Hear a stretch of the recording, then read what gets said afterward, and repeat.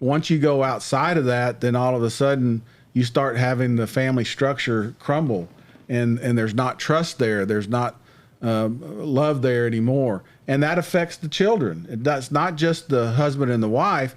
It also affects the children. It also affects other families. It affects the family of the person that's also involved on the other side of that as well, and their family. So it's not some sort of a grievance that is only affects you. No, it affects the family, your family, their family, other people. It goes far and wide.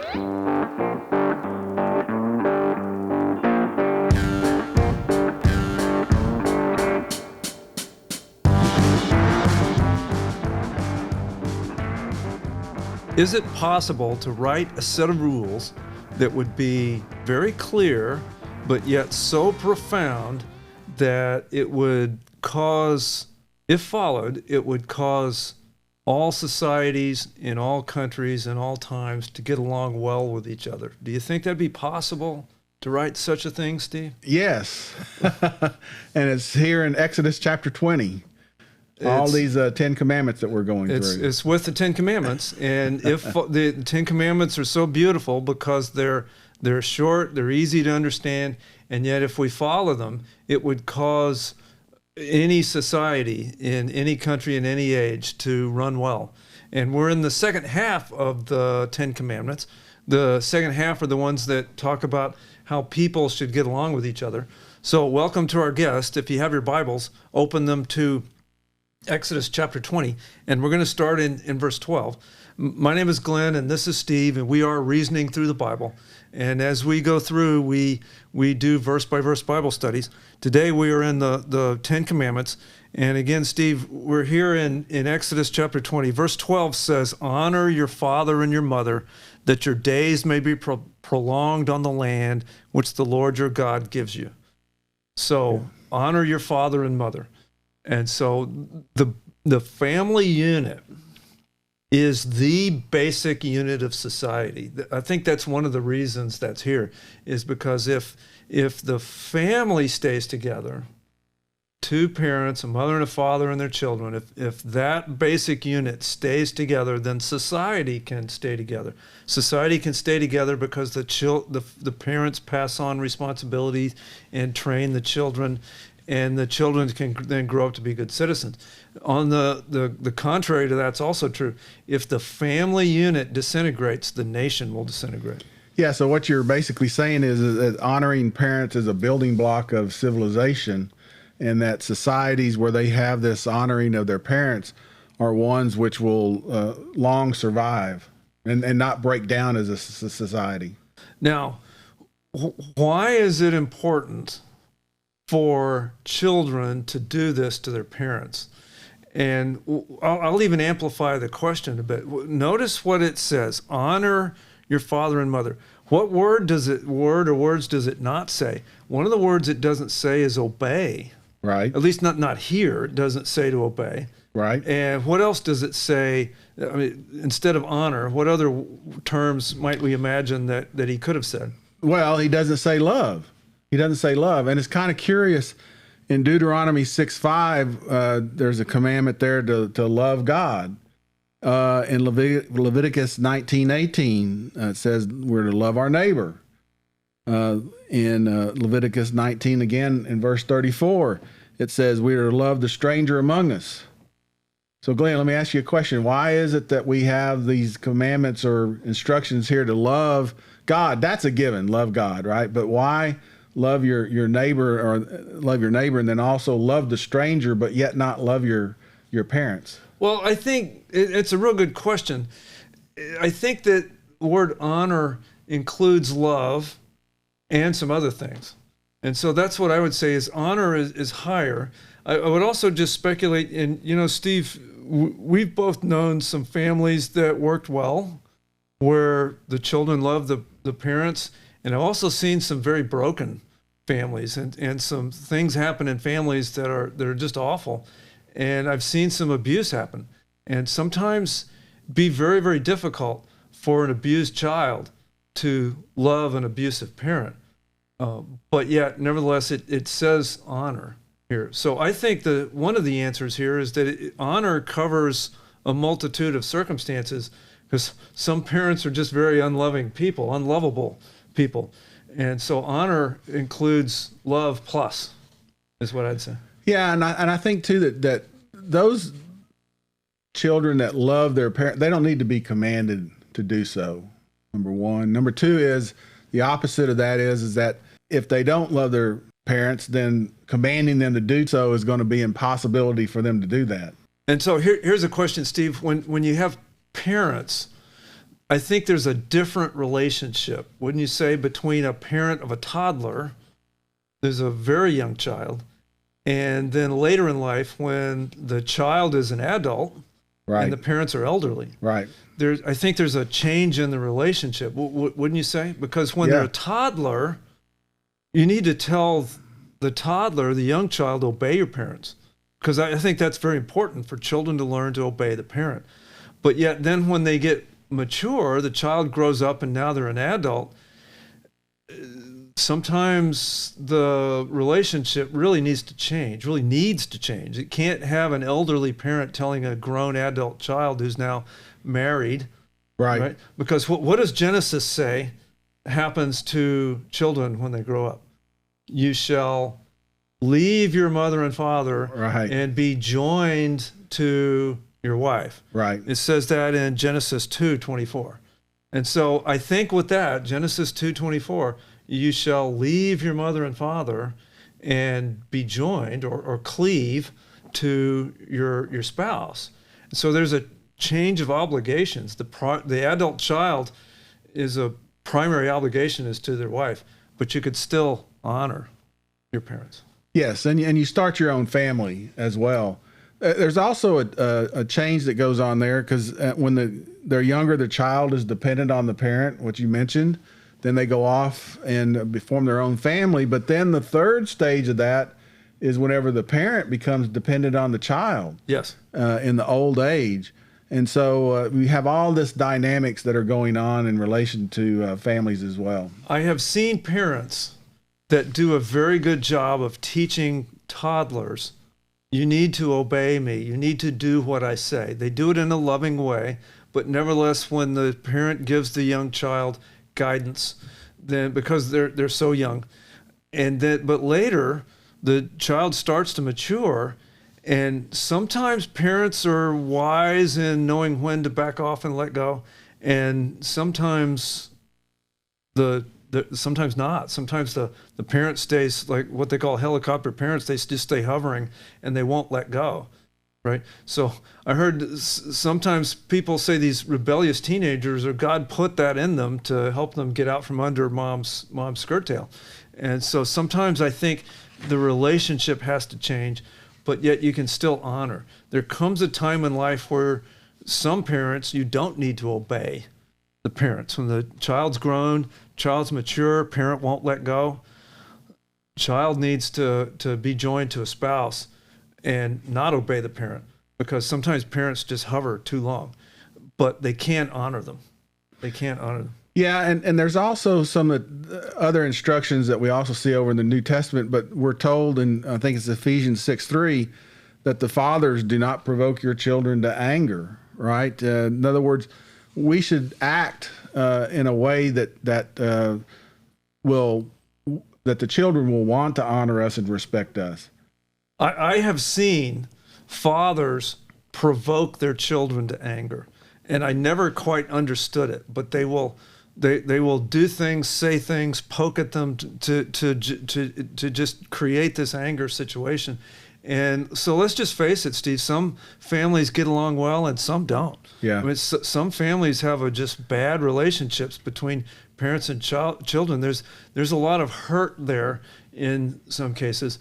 And in some cases it's due to one particular fault. In some cases it's just life circumstances landed on them and it was difficult for the parents to do a good job.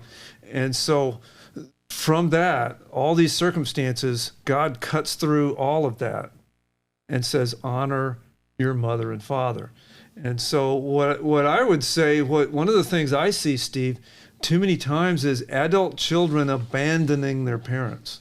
Yeah. I've seen this more often than not. I've seen old folks' homes where the children never come to visit, Yeah. never call, never send notes, just completely abandon their parents to the point that don't even go to a funeral service when they die. The people running the old folks' home have to dispose of their personal effects because even on their deathbed, they don't come visit them.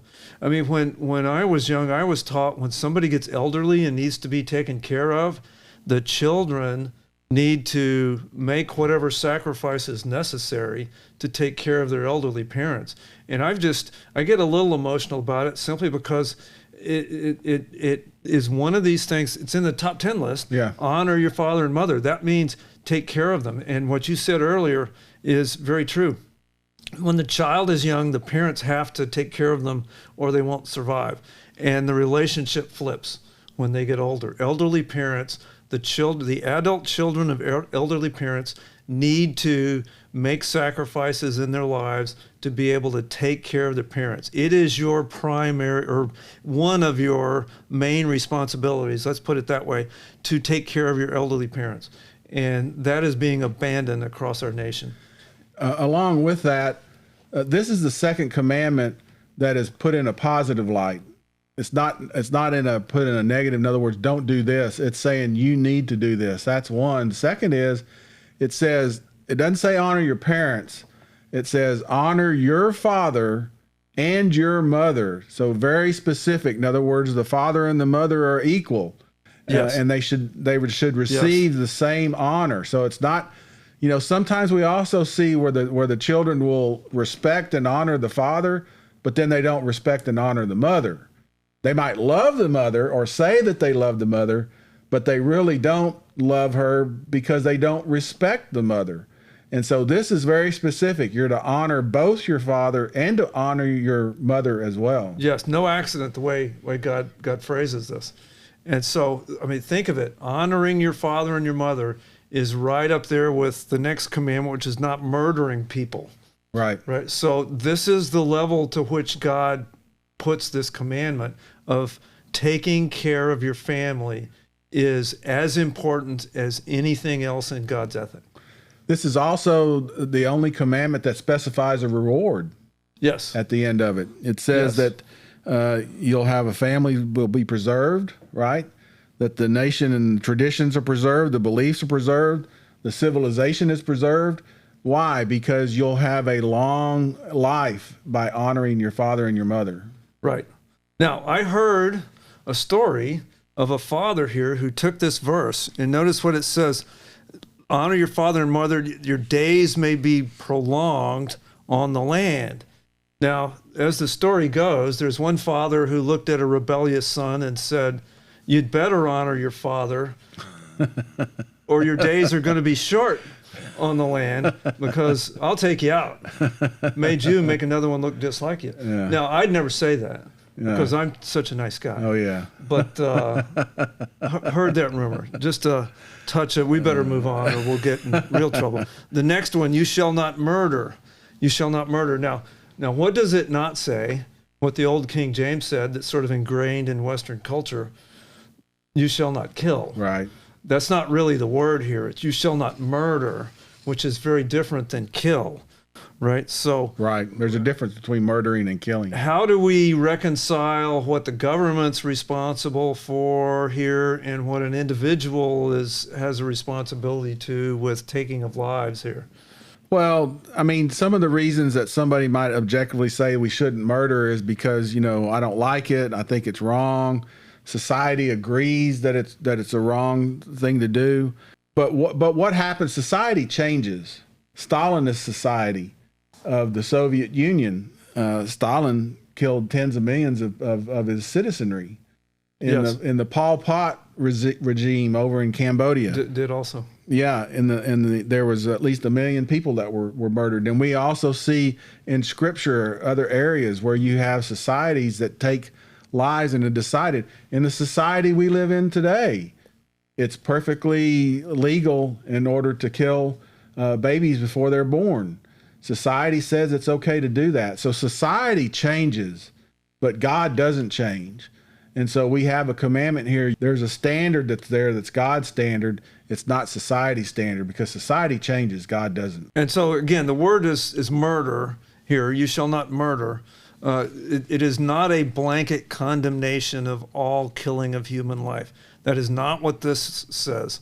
It is doing with murder. Now, so then that sort of also begs the question, okay, what constitutes murder and what constitutes a justified killing?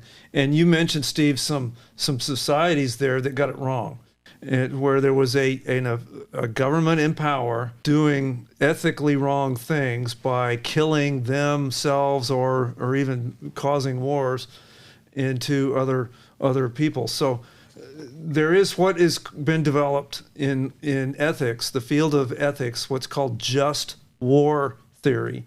And it's trying to decide, is there a case for a justified war? If there is something happening in the world that's so egregious that we would be justified in going to war here.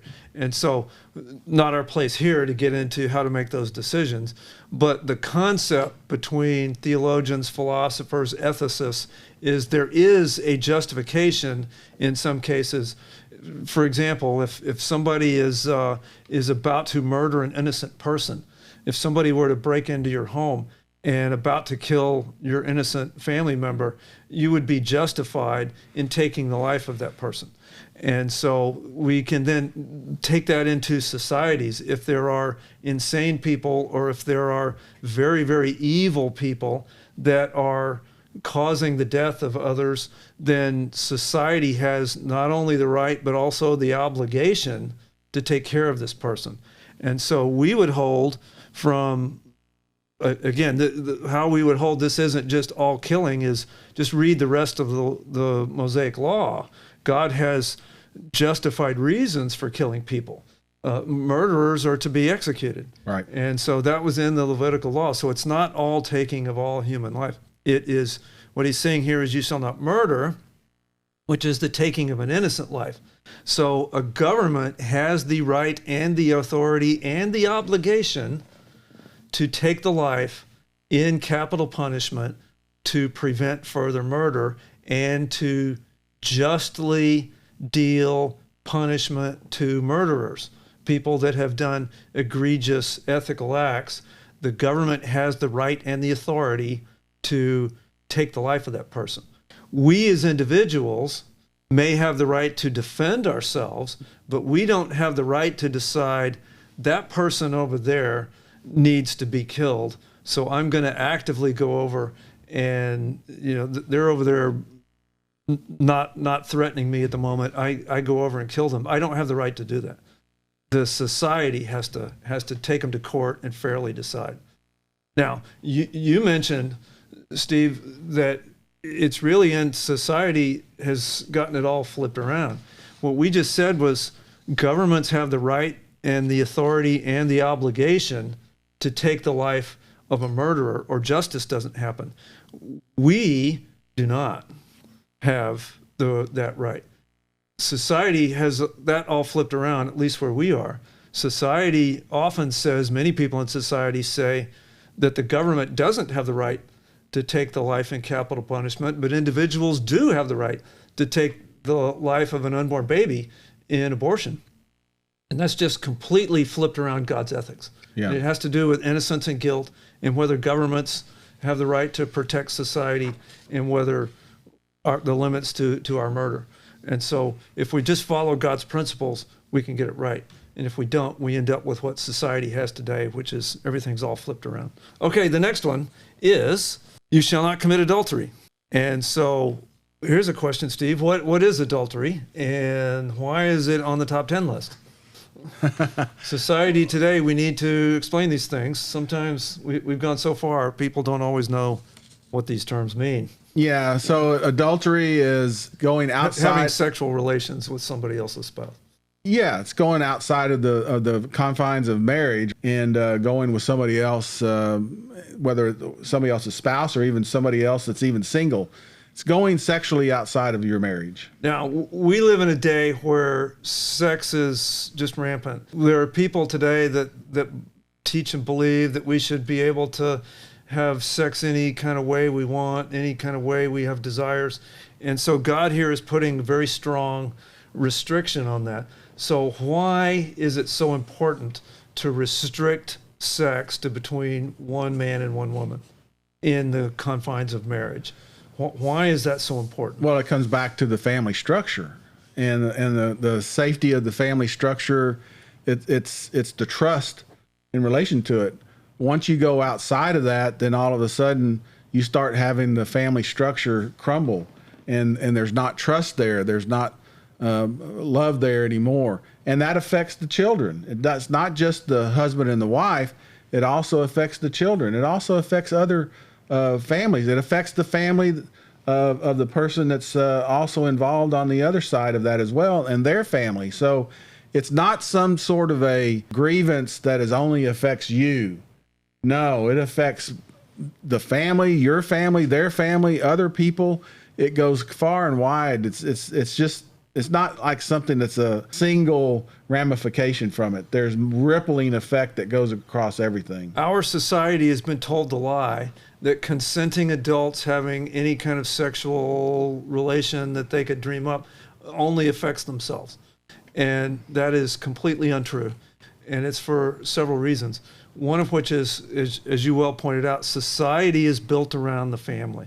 And when the family unit disintegrates, then society crumbles, which is exactly what we're seeing in our society today. Is we're seeing our civilization crumble in slow motion because of sex.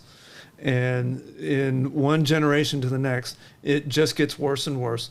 And so we have now, we went from, okay, premarital sex, then to adultery, then to open marriages, and now we have mass epidemic of venereal disease. We have family units that are being defined in any combination of people and animals that people can dream up. And so marriage means nothing. And once that happens, society crumbles. If we'll just get back to God's standards, then we could maintain our civilization and our way of life for many generations. But since we've abandoned these commandments, then we won't. So let me ask this question, Glenn. These are commandments that are given to a people that are to love and honor and worship God. If a person can't stay faithful to their own spouse, husband/wife, can that same person really stay faithful to God? No. No, if you can't stay faithful to your own wife, you won't stay faithful to God. You won't stay faithful in your business. You won't stay faithful in any of your other dealings in the world. If you're not faithful with the most important person in your life, you won't stay faithful with any of your worldly dealings, business dealings. All of your ethics will ultimately crumble, which is what we're seeing in society today. And so that's really the crux of it. It comes down to demonstrating faithfulness and being able to maintain that. Yes. The beauty, though, is that when these are maintained, then we have a wonderfully structured society. Now, last three say, do not steal, don't bear false witness, which means lying, and then coveting. Verse 17, don't covet your neighbor's house, your neighbor's wife, their male servants, or any of his possessions. And so we have their stealing, lying, and covet. So what is covet? Not a word that we always use anymore. What does it mean to covet? Well, to covet means to have a desire to go after or to have something that belongs to somebody else. Obviously, things like stealing are wrong. And the way I always drive home the point that people think that there's no such thing as an absolute moral code. Well, here's how the way I always test this is tell me where you live and tell me when you're not going to be home. And I'll come over and relieve you of your possessions. And somehow always people never take me up on that because they think it's wrong for me to steal their stuff. Now, there's people that think it's okay for them to steal my stuff. Yeah. Because that's happened before. But I've not met anybody that thought it was okay for me to go steal their stuff. Everybody thought that was wrong. Even Attila the Hun would think it's wrong to go steal his stuff. And right. So a universal moral code, absolute moral code is no one thinks it's okay to go steal their things. And so these things, again, if they're not here, society just breaks down. Bearing false witness, if we were to say, well, I can decide when it's okay for me to tell the truth and when it's okay for me not to tell the truth, then what ultimately happens? I lie when it's convenient for me, which politicians seem to want to do fairly often. They tend to get quite good at it. And in regards to coveting, it's not just merely having an appreciation for something else at a distance. It's more than that. It's an uncontrolled, inordinate self-desire that causes you to go and take action upon it. All of these last three here kind of work together. Now, this last one, coveting, the first 9 commandments are about actions. What we do. Honor your father and mother. Don't steal. Have no other gods before me, but don't lie. And so they're all about actions.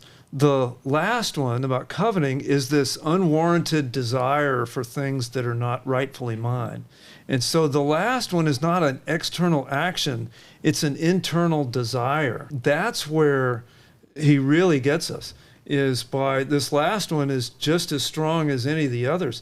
It's this desire for things that I don't have a right to. That's what causes most of the other things on this list.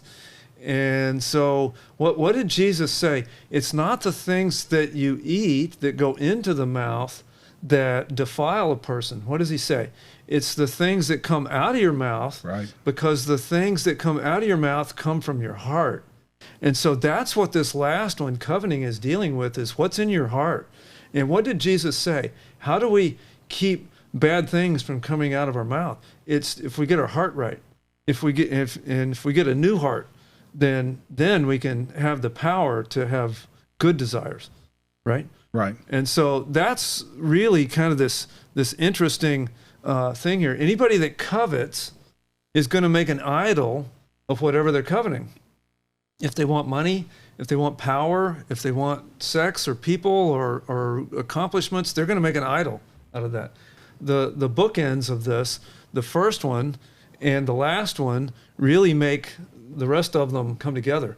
And that's really what Jesus was saying. What did Jesus say over in the New Testament when somebody came up to him and said, what's the greatest commandment? Love the Lord God with all your heart, mind, and soul, and love your neighbor as yourself. And that sums up the law and the prophets. Right. And so the 2 commandments here are similar. If the first one and the last one, if we'll just have one God, love him above all else, and then don't covet things that belong to my neighbor, then everything else will fall into place. You know, and on that, it posed another question that came out at the follow-up on that. Well, who's my neighbor? And of course, that's where we get the parable of the Good Samaritan. But on this other commandment, it says, "Shall not bear false witness against your neighbor." That term "neighbor" there in Hebrew, it's also used in other ways. So in Hosea, it's a lover. It's referenced as a lover. In Job 2:11, it's a close friend. In Proverbs, it's an acquaintance. Proverbs 6:1. In Exodus 18:16, it was used as an adversary in court. In 2 Samuel 2:16, it's used as an enemy in combat. So this term neighbor is used in different ways. It covers a wide gamut of people. It's not just the person that lives next door to you. Right, and that's what one of the people in the New Testament came up to Jesus and said, well, who's my neighbor? Yeah. Well, he's trying to play lawyer and say, this is my neighbor, that one's not. And so same thing we can say there. He says in the New Testament, love your brother. And so it's a wide variety of people, and we don't have the right to isolate who this is. We should love others. So wonderful set of commandments. Yeah, and this false testimony, one last thing on it. The serpent told a lie. Yes. Right? Very subtle lie. A lie. And who did he misrepresent, or what did he misrepresent in that lie? He misrepresented the Creator. He misrepresented his creation and his words. And in fact, he misrepresented God's reality. Yes. Right? And so this bearing false witness, lying, as it's also known as, Again, it's much broader than just bearing false witness or lying against your neighbor or the gamut of other people there. It's a total twisting of things around, and we need to be looking out for it and be careful of it, not only against us, but also in the things that we do. I don't think there is such thing as a white lie. We have talked about there are ethical situations. Yes. And whenever lying is something that is okay to do, so to speak. And we've mentioned that in several of our other sessions. Yeah, just to point out one of them, Rahab, over in the book of Joshua, where there were people from Israel that came to Jericho spying out the land. Soldiers came, and Rahab was hiding them, and she lied to them to protect their life, because they would have murdered these two people because they were spying out the land, and she knew they were innocent. So she lied to protect their life. And later, we know that was a good act, because in Hebrews chapter 11, it mentions Rahab in the hall of faith as somebody that did good. And so there are systems of ethics, there are priorities of ethics. So if we're faced in a dilemma, a moral dilemma, there's higher and lower ethics that we should do. That gets into a whole system of ethics. I think for our lesson here, the 10 Commandments are God's standard. And they're a good standard. Yeah. They just don't give us any power to keep it. Saying thou shalt not steal is a good rule, good commandment. Right. It just doesn't give me any power not to steal. Right.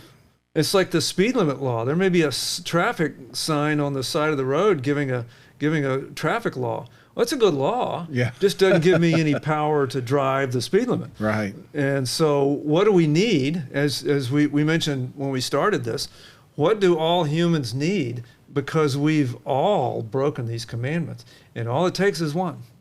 Right. So what do we do now? This shows us all of us have had hatred in our heart, which Jesus says is the equivalent of murder. We've all lusted after somebody else or something and been guilty of adultery. We've all stolen something. We've all coveted something. So am I totally lost? Do I have any hope? No, we have. We can be redeemed through Jesus Christ and through the sacrifice that He made on the death, on the cross, and His burial and His resurrection. That gives us hope, and the faith in Him that He has paid that sin debt that we have done through transgressing one or more of these laws that are here. We can have a right standing and relationship with God once again through Jesus Christ's blood. And the Holy Spirit then comes into the Christian, regenerates us, and the new person wants to make God first. Yes. And doesn't want to covet, because now we have a whole new set of desires. Right. And so through the regeneration of faith in Jesus Christ, that's how the 10 Commandments become very real to us. Yeah. Other than that, they're just a means of condemning us because we're lost. So we finally got to the end of 10 Commandments, but there's still more good things in the book of Exodus. Yeah. And from here on out, it really is a series, or at least the vast majority of it, a series of commands. And so we're going to get to that because there's still some real gold nuggets in here. And so we'll be continuing to reason through the Bible, and we trust that you'll be back here with us next time to do so as well. Thank you so much for watching and listening, and may God bless you.